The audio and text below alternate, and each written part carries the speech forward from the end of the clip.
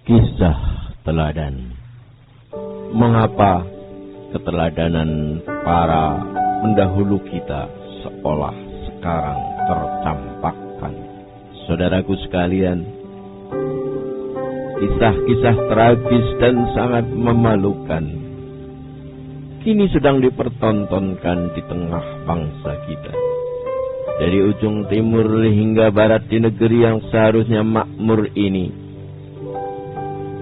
saat ini minim ditemukan jiwa kenegarawanan dan kepemimpinan yang bisa dijadikan anutan. Carut-marut negeri ini sebagian besar bersumber dari pemimpin yang berkhianat. Saudara sekalian, mari kita putar ulang apa yang menjadi cita-cita dan perjuangan para pendiri bangsa dan tokoh kita, agar jadi peringatan bagi kita, bagi para pemimpin dan calon pemimpin masa kini. Kami menggoyangkan langit, menggempakan darat, dan menggelorakan samudera, agar tidak jadi bangsa yang hidup hanya dari 2,5 sen sehari.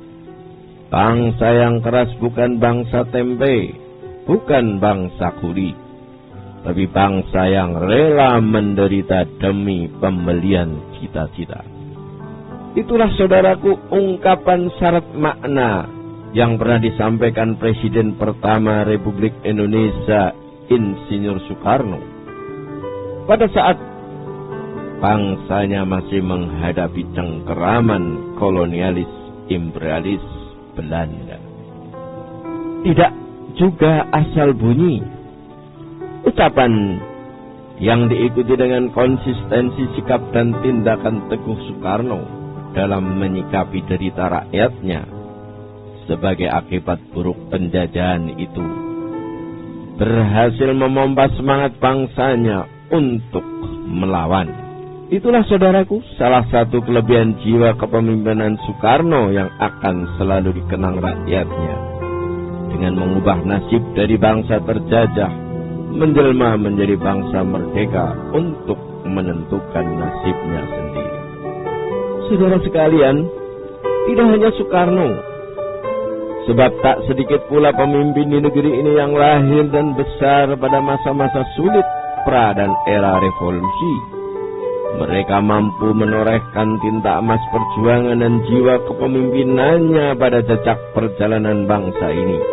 Misalnya, Muhammad Hatta dengan jiwa kenegarawanan dan kesederhanaan, Muhammad Nasir dengan intelektualitas yang terbungkus dengan nasionalismenya yang tinggi dan juga kesederhanaan hidupnya, Agus Salim yang tak henti-henti menuangkan pemikirannya lewat surat kabar hingga dikenal masyarakat internasional, dan dilanjutkan dengan kiprah diplomasinya yang gemilang dalam mempertahankan negaranya yang masih muda serta dirongrong oleh kekuatan kolonialisme. Dari pihak perempuan ada juga Raden Ajeng Kartini yang berani mengkritik penguasa Belanda lewat surat-suratnya yang inspiratif dan emansipatif bagi perempuan yang ditujukan kepada para sahabatnya di Belanda. Saudaraku, masih banyak tokoh bangsa ini yang konsisten seperti Supomo, Sultan Hamengkubuwono IX, Muhammad Yamin, yang dalam melaksanakan roh kepemimpinannya selalu mengedepankan kepentingan rakyatnya. Di kalangan militer, Panglima Besar Jenderal Sudirman, yang dengan penuh keberanian dan strategi gerilyanya mengusir tentara Belanda hingga pasca kemerdekaan. Ada seorang jenderal yang bernama Hugeng yang kejujurannya patut kita teladani. Saudaraku sekalian, seorang yang bernama Sultan Hamengkubuwono IX, kepemimpinannya berderajat wahid, Ini terbukti saat menghadapi agresi militer Belanda.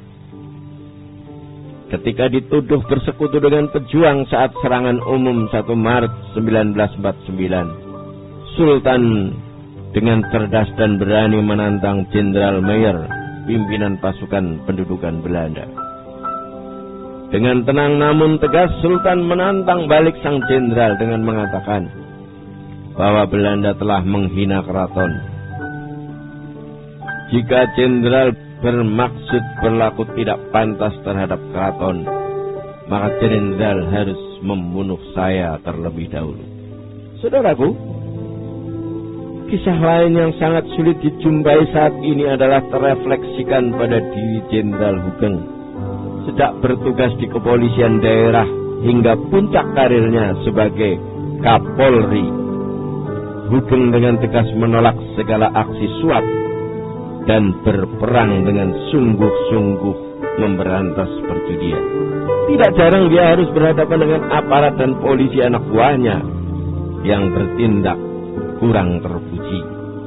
Sikap hidupnya yang sangat sederhana, bersahaja, dan memegang amanah tugas negara menjadikan Hugeng sebagai polisi yang terus disegani hingga akhir hayatnya, bahkan tetap dirindukan hingga sekarang ini.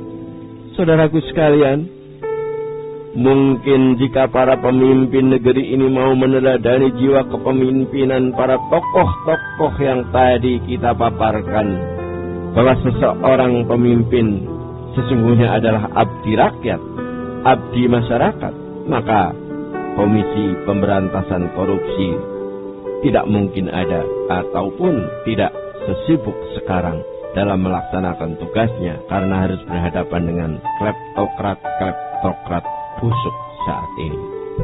Satu pelajaran lagi yang patut dipetik, saudaraku, bahwa pemimpin sejati justru sering tidak diketahui keberadaannya oleh mereka yang dipimpinnya. Bahkan ketika misi atau tugas terselesaikan, seluruh anggota tim akan mengatakan bahwa merekalah yang melakukannya sendiri. Nilai kepemimpinan bisa juga dinilai ketika seseorang menemukan visi dan misi hidupnya. Ketika terjadi kedamaian dalam diri dan membentuk bangunan karakter yang kokoh. Ketika setiap ucapan dan tindakannya mulai memberi pengaruh kepada lingkungannya. Dan ketika keberadaannya mendorong kemajuan dalam organisasinya. Pada saat itulah seorang lahir menjadi pemimpin. Saudaraku, namun seiring perjalanan waktu, sangat disayangkan jika bangsa kita sekarang ini seperti tidak mau belajar dari tokoh-tokoh pendiri bangsa, karena sibuk mempertahankan kekuasaannya hingga berburu materi demi alasan egoisme. Maka tak mengherankan jika saat ini di depan mata kita mencuat seabrek duka kemiskinan, tragedi kelaparan, konflik horizontal, karena keraguan akan nilai-nilai kebangsaan dan pluralisme, serta memudarnya rasa nasionalisme di mana-mana, hingga terinjaknya harga diri sebagai sebuah bangsa. Saudaraku, lebih memalukan lagi, banyak perilaku koruptif yang dilakukan oleh para pemimpin sebagai cerminan ketidakpedulian akan nasib bangsanya.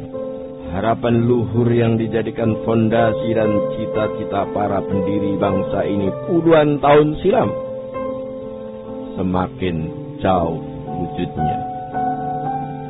Krisis kepemimpinan benar-benar sedang terjadi sekarang di negeri ini.